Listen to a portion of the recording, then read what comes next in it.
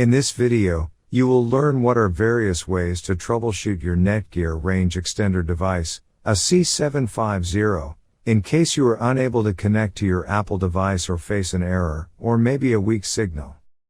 The first thing that you can do is try rebooting your Netgear range extender and your router. Second, if this does not solve the problem, then try factory resetting your Netgear range extender. Or set up your Netgear range extender again. The third thing that you can do is make sure that you are using the latest firmware version on your Netgear range extender. If you do not know how to update firmware, watch one of our videos on it. In case if you are still facing any issue with your Netgear range extender device, get in touch with our Netgear range extender experts for instant solutions.